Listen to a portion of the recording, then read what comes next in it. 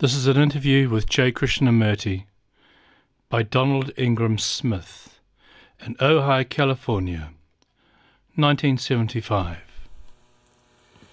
Throughout man's history, man has always talked about freedom. Revolutions have been fought in its name. Mankind has worked for, prayed for, and many have died struggling for freedom, for their belief in freedom, in some ideal of freedom. Yet the human being isn't free. There's no real social freedom, no matter what pattern a particular society has adopted or what form of government has been established. The human being isn't free. And no laws, no legislation can bring freedom. All lawmaking, all rules and regulations are inevitably restrictive. The laws curtail freedom, set limits on freedom.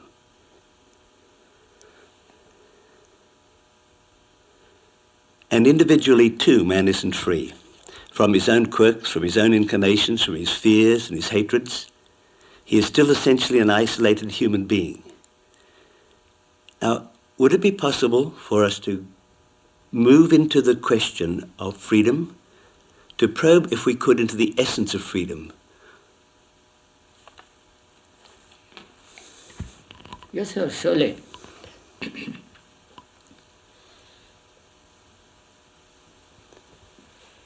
I wonder what you mean by freedom.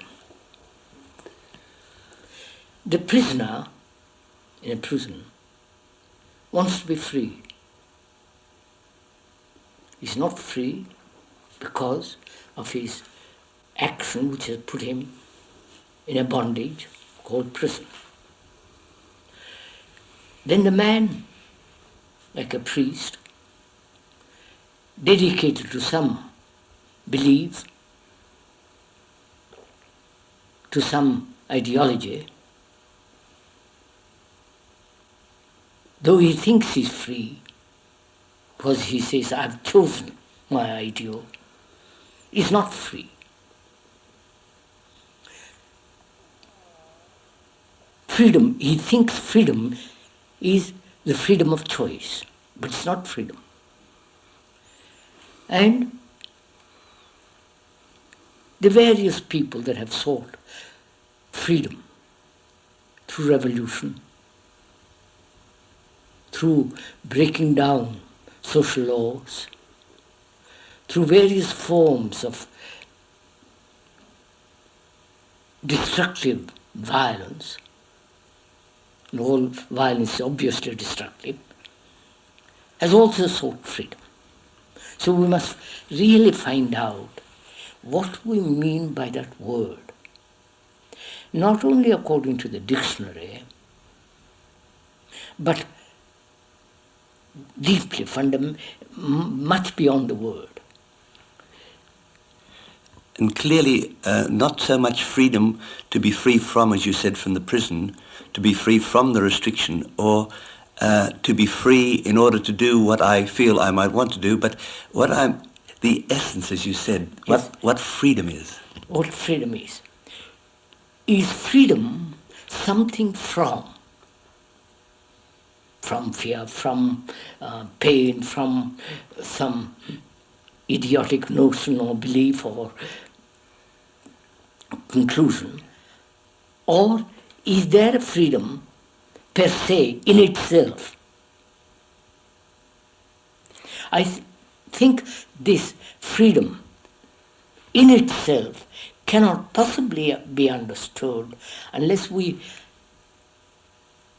go into the question of being free from.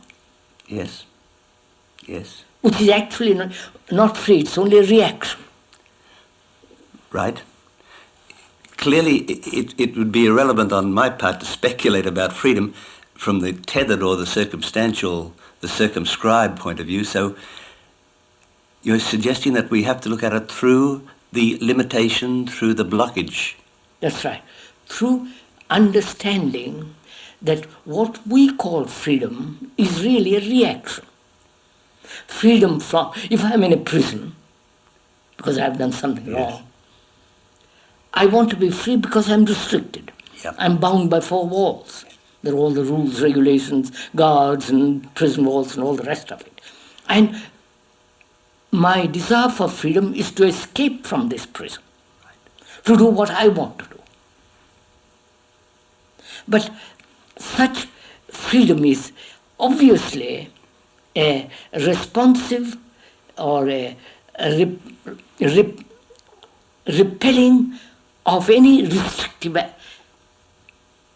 imposition on me by society, by a person, and so on. Therefore, freedom is really, as is generally understood, is a reactionary movement. Right. Then do we have to look at what prevents... yes. As it is a reactionary movement, then what we have to do then is perhaps look at the reactions, or which would be the blocks. No, but can't we look at freedom not in terms of opposites, bondage and freedom, restriction and freedom, choice and freedom, but look at it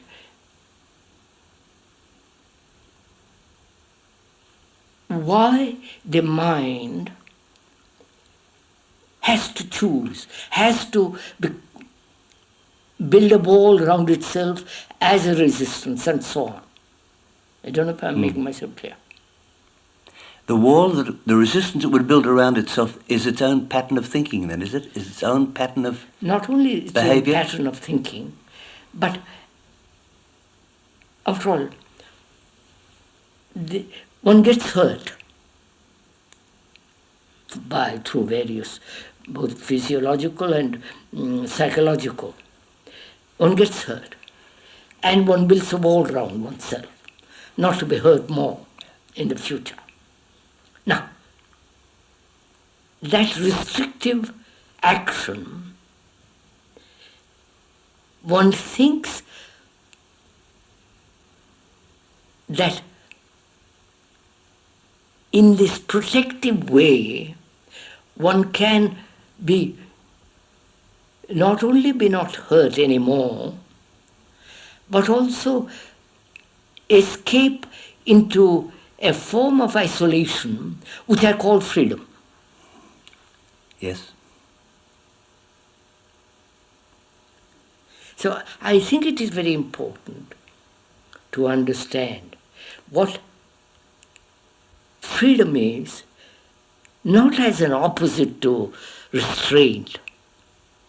Yes. But if there was no restraint, would you be free? If you did what you wanted to do, would you be free? And can you do what you want to do in this world at all? Certainly not. But we think we can, at least we crave to do what we want to do. And all those expressions like doing your own thing. And all that childish stuff. Yeah. So, is freedom an opposite? Is freedom something born out of the roots of the opposite? Yes, yes. That is bondage and freedom. Let's take those two. Right. Society, education, belief, various religions have imposed certain sanctions and limited our action. Not only society, but ourselves have limited action. Now, and there is always the craving to be free from that limitation. And this freedom from bondage, which is the opposite of bondage, that freedom has its roots in bondage. Yes. Therefore, it's not free. Yes. So, why do I have bondages? Why does human being is bound I think that if we could go into that question, then perhaps we would understand what is freedom, which is not an opposite, which is not something which the mind has created as a reaction from restriction. Then, so wherein lies the major binding factors of man? Is it actually the way he sees things, the way he thinks about things, the way he imagines things to be? Is his limitation his own concept about it? You said just now in your question, the way he looks at the world and the way he looks at himself. He looks at the world from a personal point of view, from a belief, a conclusion, from the various forms of propaganda, conditioning that has been imposed upon him from childhood. That is, how he looks at the world and how he looks at himself. I think in that there is a bondage, a conditioning. So, can he look at the world and at himself? Because the world is himself. And himself is the world. Can he look at himself without this conditioning imposed or self-created? Yes.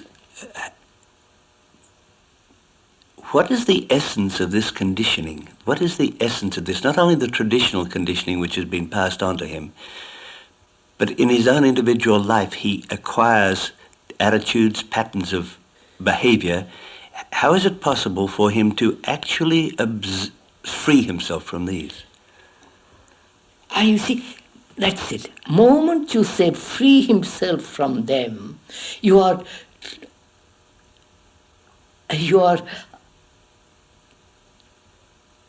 bringing about a reaction from what he is. I heard it. You are asking, sir, how does this conditioning arise? Is that it? That's it, because it seems to me that the conditioning which I have, the way I look at things, is like a ribbon-like movement. It just keeps going on and on, a thin, not a total movement at all. Each idea seems to condition the following idea. That is it. Why is the mind conditioned? Is it the result of the culture in which it has lived, the evolutionary process of thought, of knowledge, experience, and so on, has time conditioned the mind? Has society conditioned the mind? Has the culture, which includes everything that man has brought about, has that conditioned him? So that these three things, time, society, and the culture in which he lives, yes, which is really part of society. So there are only two, time and culture. Right, and perhaps his own reactions to these. Oh, of course, because his reactions, he has created the culture. Not that he has reactions, he is part of that culture. Yep. He has, through his greed, envy, anger, violence, anxiety, insecurity, has created this monstrous thing called society. Yep. So there are these two problems. Questions. Has time conditioned the mind, and has society, which is himself, who has created the society, conditioned itself. When we use the word time, we mean, don't we, time as movement. That is, to move from here to there, both physically and psychologically. Right. Physically, he needs time to go from Australia to California. And he carries the same sense of time psychologically. That is, he says, in order to become noble, in order to change myself, in order to be free, I must have time. And that is the bondage. That is the conditioning. And all cultures have said, this is the way to progress. Have an ideal, a goal, a purpose, and walk towards it. Is it possible then to eliminate time at all? Not for me to do it, but can the consciousness empty itself without time? That's what I was going to go into. Now, physically, to go from here to that house, I need time. The distance may be short or very long. To cover that distance, I need time. That's simple, that's factual. Now, is there actually psychological time? That is, has thought created this time as a means of its own advancement, as a means of achieving something, noble, ignoble, whatever it is, to attain to. So I'm questioning whether there is a psychological tomorrow at all. Yes. To me, there is no psychological tomorrow. I hear that. Because the psychological time is created by thought because I don't know what to do with what actually is going on, with what actually is, which is what is. Therefore, as I don't know how to deal with what is, I think I need time to understand it. Right. So time conditions the mind. But if I knew what to do with what is, what actually I am, not what I should be, then if I understand it, if I know how to look at it, then time is not, in the psychological sense. That means, can I observe, see, without wanting to change it to something in the future, to suppress it, to run away, all that implies time. Can I look at it without the movement of time, which is the movement of thought? So thought is the binding factor, psychologically.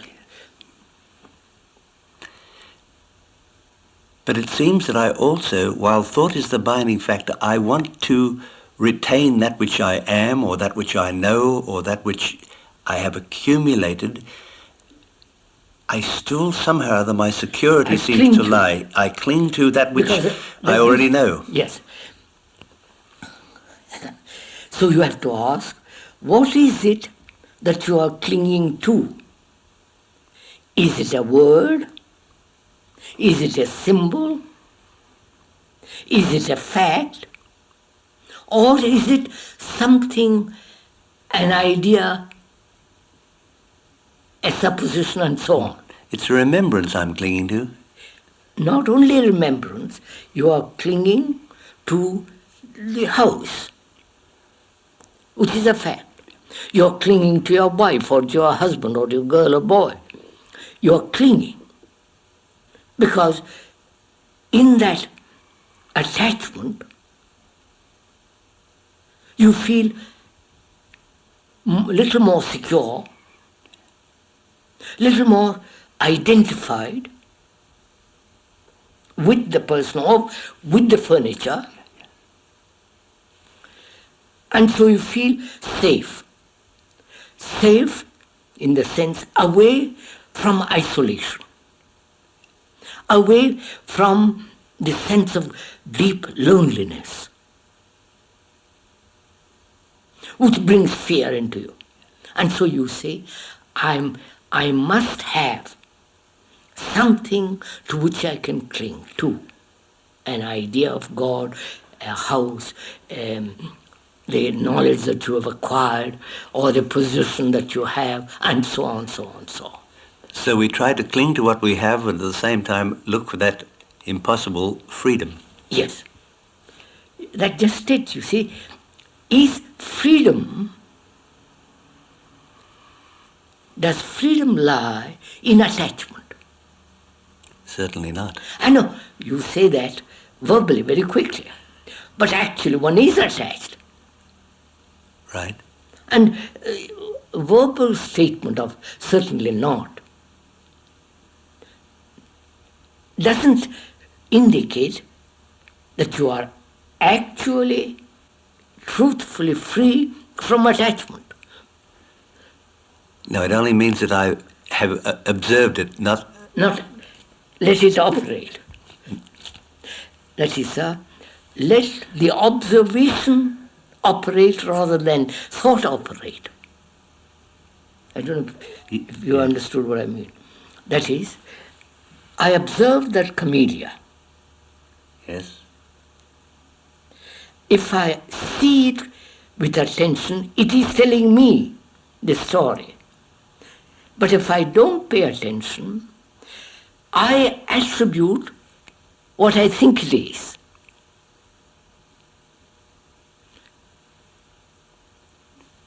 So seeing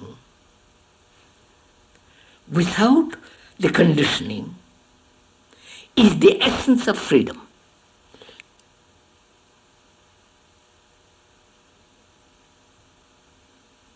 Because then there is an action which is not limited.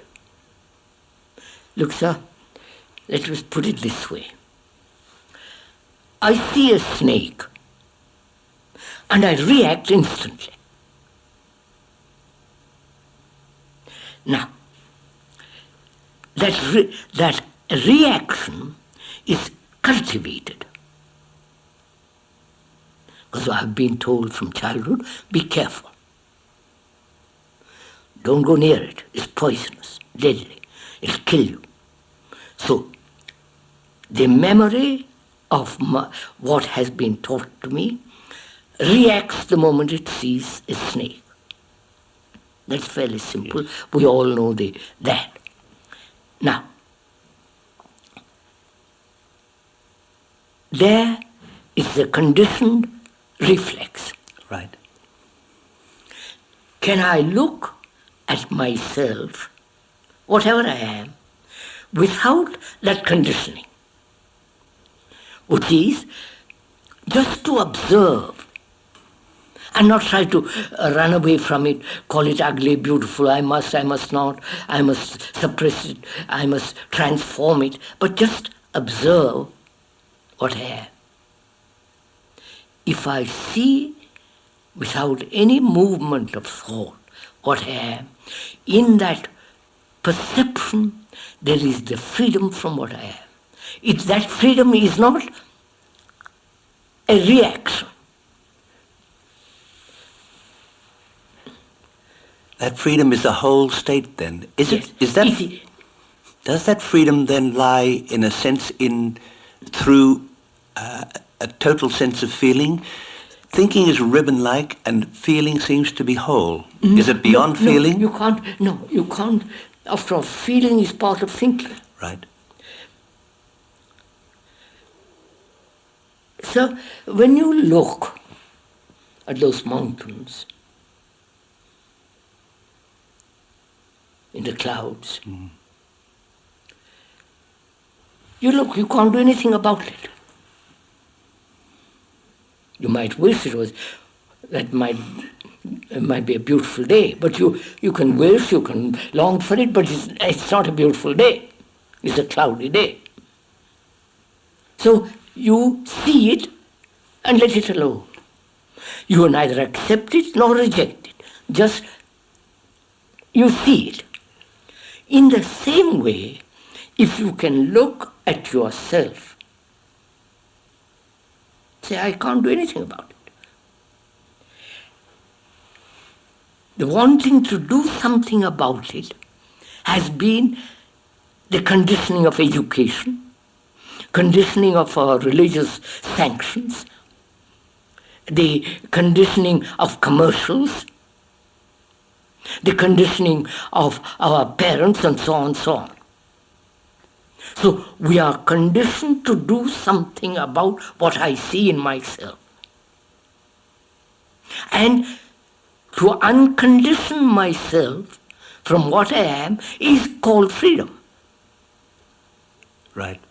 But it is not freedom. It's only an opposite of what I am.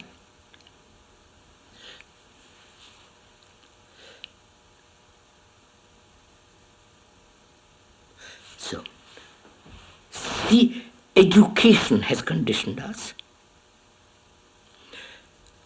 Society, which I have created, for which each one is responsible. And that society is my activity. Therefore, the collective is me, and I am the collective. And that has conditioned us. Society being the culture, the religion, the various accumulated knowledge and so on, all that obviously has conditioned me. Knowledge, therefore, has its place. But knowledge will never give you freedom. One has to be free from the knowledge. Rather, no, not free from the knowledge.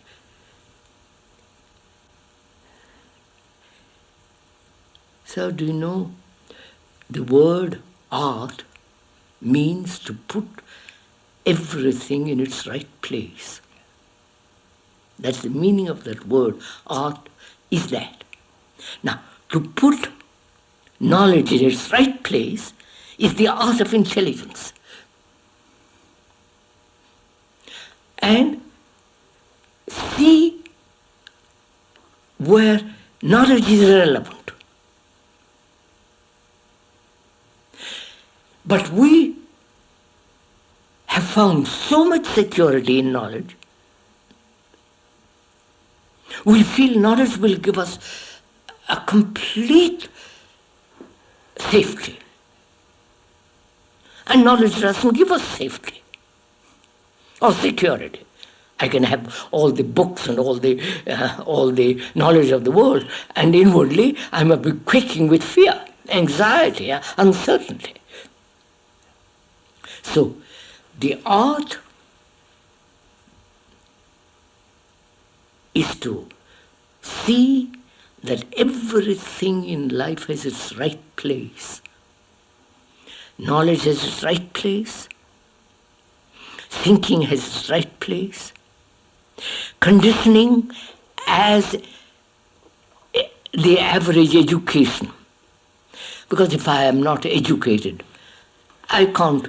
If I have knowledge through education, I can't do anything. Yes. Is behind what we're saying or what you're saying, is it that you, in a sense, there's no problem to be solved? One doesn't have to set up a problem like freedom or a problem Not like... at all. That's just it. No problem. No, there are problems. Yes, but I meant rather than to make it a problem and then try to solve it. Of course. To make freedom into a problem is to deny freedom. And that's what we've done. Of course. But we have got problems. Problem of violence, problem of what's happening, and the butchering that's going on. of human beings by human beings for ideological or personal reasons. But if I come to the point of saying then, well, I can't think it out, this state of mind which then perceives that thinking is not the way to see through, and I've been conditioned to think, is it possible for the content of my thinking, the content of the mind that has been thinking, is it possible for this to empty itself? Because obviously I can't do it. Just said. Now, this is really a very complex question. The content of consciousness is consciousness. Yes. That's fairly clear. That content is the result of thousands of years of thought, of experience, of knowledge. It's there in the consciousness, in human consciousness. And human consciousness is not separate from the Australian consciousness, or the Indian consciousness, or the European. It is consciousness of man. Right. And the content is what conditions us. Yes, sir. Now, can the content be emptied? That's the question. Without effort? Because the moment you make an effort, that effort is made in order to achieve something else. Right. Which is part of our conditioning. So, no effort, and not the action of will operating on the content. So, what is one to do? This is the problem, sir, that is contained in meditation. That is, whether the mind can empty itself from the past. Empty itself of the images, the myths, the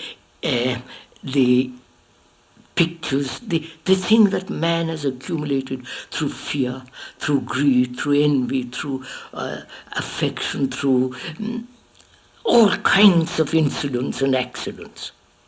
Now, can the mind empty itself? I say it can, only when it is capable of looking at the content without the movement of thought.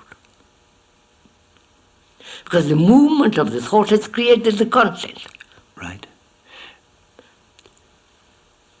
You're implying that the awareness of the movement of the observation, the movement of thought,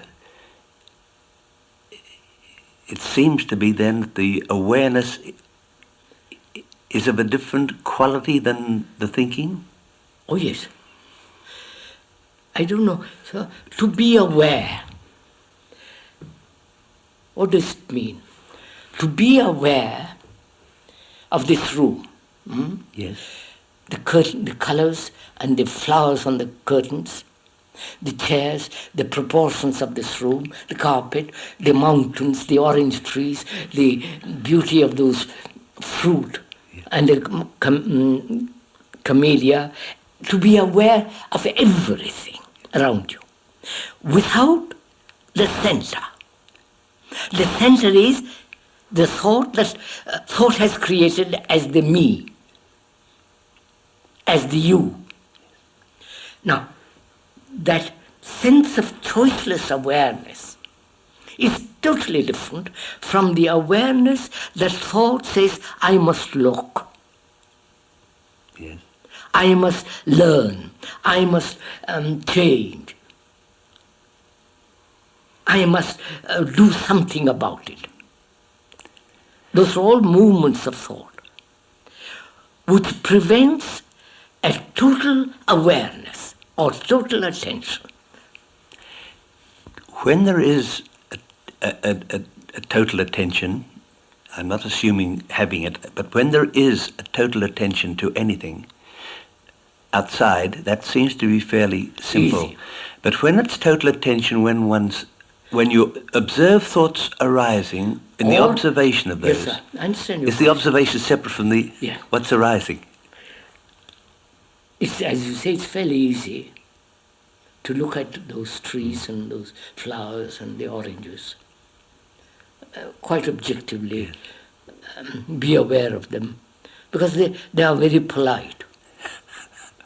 Yes. They don't say you're an ass. They don't say you're a fool. Yeah. They're very polite. They look back at you. That's right. But when we look at ourselves, and ourselves is a society, then we have all the reaction that I must be this way, that I must not be that way, how bad I am, how good I am, and so on, so on, so on. Now, to look at oneself without all that reaction, that's much more difficult, probably almost impossible, unless we really are attentive. When we are attentive, it is possible, but there is a great deal of the time when the thoughts roll back, come back. That is what. Now, what is that implied? At the moment of attention, there is no movement of thought. That's fairly clear. When you attend, give your whole attention to something which is different from concentration, then there is no center. But that moment has gone. And the next moment, you are inattentive. You're not attentive. Then in that attention, in that lack of attention, arises all the movement of thought, your prejudices, your desires, your pursuit of pleasure, and so on. Now, to the moment of that complete attention has gone. But the brain says, I remember that attention, I want it back. So it makes an effort to get that attention back, which is a movement of thought. Now, when there is this lack of attention, to be aware of that lack, Yes. then that very lack of attention is attention. I don't know if I'm explained myself. So, One is aware when the mind wanders, one aware when thoughts be come up. attentive at that moment, not that I must be attentive. Be attentive to whatever is. Yes. It seems that not only in the thinking, but the feelings arise, feelings which are stimulated by thought, and thought stimulates feelings. That too, you can't separate the two. I mean, they are the same movement. One moment is called thought, next moment is called feeling, but it's the same movement. Good. Can I just probe a little into this? It seems to, in my perception of it, that thinking is a very thin thread somehow or other. Just ideas. Feeling seems to be a more total aspect of consciousness. I wonder what you mean by feeling. When you look at that orange tree, full of bloom and fruit, and you say, you have a feeling what great beauty it is, how lovely it is. That's mere verbalization of the fact of the beauty of that tree. Yes, I was meaning more the feelings like pain or anger or jealousy. The feelings which are filling, in a sense, the body and the mind, they seem to be more total than is thinking.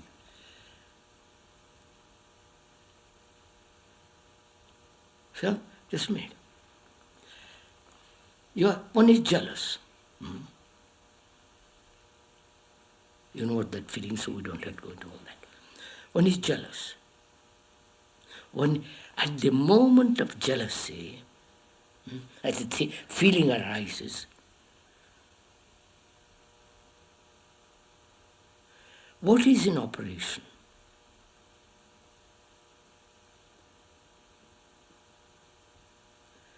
Is it not thought that says, that's jealousy? You have named it as jealousy. And therefore, the word resounds in you. Yes. And that word is a form of recognition of that feeling which is now, recognition of that feeling which you have had before. I don't know if I'm... Yes, sir, you are. Can I? Yes. It's rather more, I was thinking more of the feelings. Jealousy is aroused by conflicts and things. Jealousy, envy, all that. All that. But I meant rather where there is actual pain, because this does not necessarily go away by thinking or by non-thinking, for that matter. What pain? Pain, physical pain. That's a totally different thing, surely. Physical pain. You have some toothache, a disease, a headache. It seems that if one just stays with this, giving attention to it, this is in itself a very whole. It much more totally fills consciousness than does thinking. Look at it very carefully. When you have bad toothache, which most people have, what do you do? What happens? You do something about it. Go to a dentist and you do something about it. You don't say, well, I've got this terrible pain, I'm going to hold it. So I have found that when there is terrible pain, in a sense, by being unenclosed to it somehow or other, it doesn't operate. No. I'm going to show you something. Yes. There is, when you have a bad toothache, you go to the dentist. Or if the dentist is not available, what happens? Right. The pain is there, intense. If there is an identification with that pain as I must do something about it. Yeah. This is what I'm getting at. Yeah. Then the pain is intolerable. But if there is no sense of I must do something about it, I embarrass it without this agony behind it which thought has produced. Yes.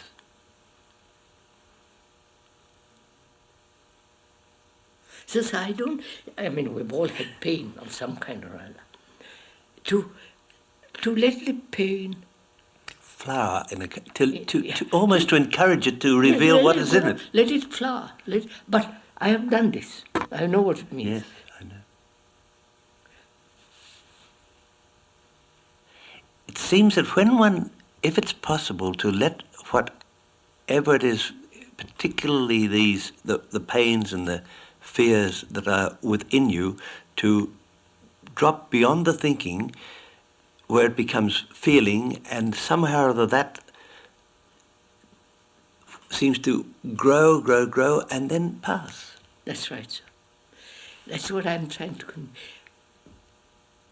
If you do nothing about jealousy, let it flower and watch the flowering.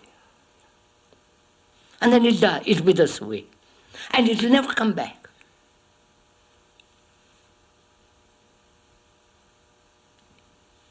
Because it is the restrictive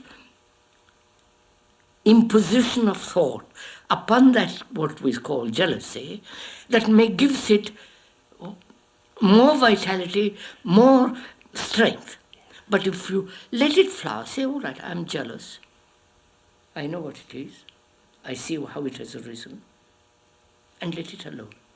You will see it come to a head and disappear. Yes, sir.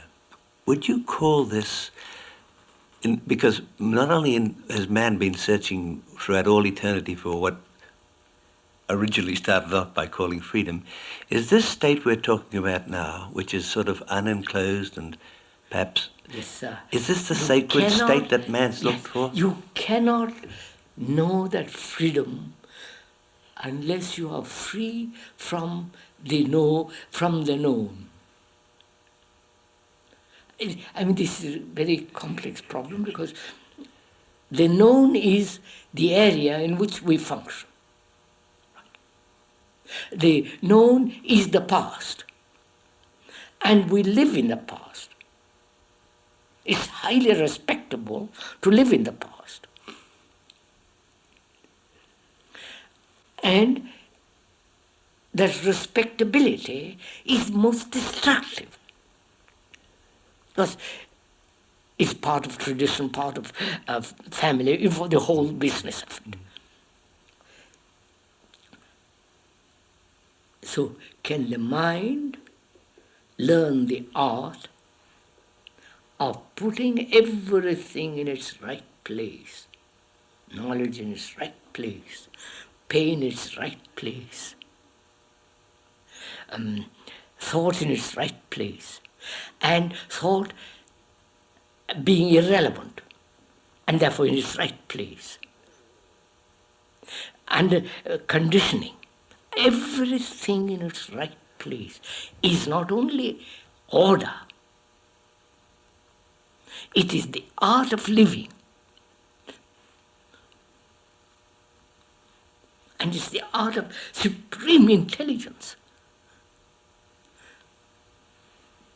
Is this the art then that goes under the name of sacred or holy? Or yes, I would call it. The word holy comes from the word whole, H-O-L-E, which means also healthy, sane. When there is this harmonious whole, then now in that there is something extraordinarily sacred. Not invented by thought as sacred in an image in a church or in a temple or in a mosque, but it is the sense of supreme, the essence of that which is sacred. As you were talking, the word H-O-L-E, meaning a hole into, is also yes, and that's quite a different thing. You can look through a telescope. It's a kind of a hole. The wrong way or the right way of it. No, we are using the word whole, W-H-O-L-E, in quite a different sense. It's funny that the other word holy drops the W. It just says H-O-L-Y. Could we just, not to reiterate or to run over, but to the summation of freedom now in a sense has disappeared. Freedom is... No, it hasn't disappeared. And unless the mind is free, it is not whole. Free in the real sense of that word, that is not free from something. And then there is, it is whole, it is whole. And therefore it's with everything. Harmony is not between you and me. Harmony is, and therefore you and me are in it. Because one has that harmony, therefore one's relationship is harmonious with everybody, with nature and so on. Then the free mind, the free, open mind has no content at all. No, That's not right. an open mind. Open mind is generally a mind that's like a sieve. You Yeah. put something into it, it just goes through. A free mind is a whole mind. And a whole mind is a whole mind in the sense which Not is being fragmented, yes. not broken up, not divided, Right. as Australian as a Hindu or some idiotic national divisions or racial divisions or religious divisions or personal divisions. But when you say the whole mind, could it be said that the whole mind has no content at all? No, this is a difficult subject. The whole mind, if I can put it simply, is nothing. And therefore, in that nothingness, there is tremendous stability. This is difficult to understand because we are now, it goes beyond words. Therefore, you see, sir, all of us want to be something. Politically, religiously, in literature, humanistically, in the business world, in the world of art, in the world of science. We all want to be something and good at something. And to be recognized, Of to course, be good at it. of course. Have a reputation, become respectable in success. Success is very respectable. Now, we all want to be something. Now, if you don't want to be anything, neither a great man or a little man or a great success or failure, nothing. Then what happens? And in that there is tremendous freedom and therefore tremendous stability, complete security, because you're not, it's all right. The moment you want to be something, in that there is insecurity, and in that there is fear. In that there is lack of freedom. Of course, lack of freedom, lack of everything. You see, unfortunately, the idea of being nothing, the idea, not the actual, not the truth of it. The idea of it is frightening to people. To be nothing but, not to be a professor, not to be a gardener, not to be somebody in oneself. That is dreadfully frightening. Therefore, one doesn't want even to think about it.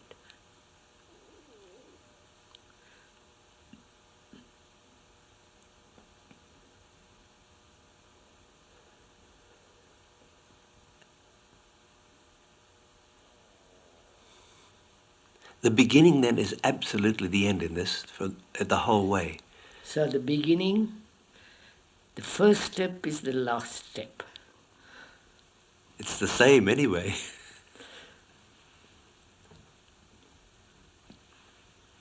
But, you've got quite a lot.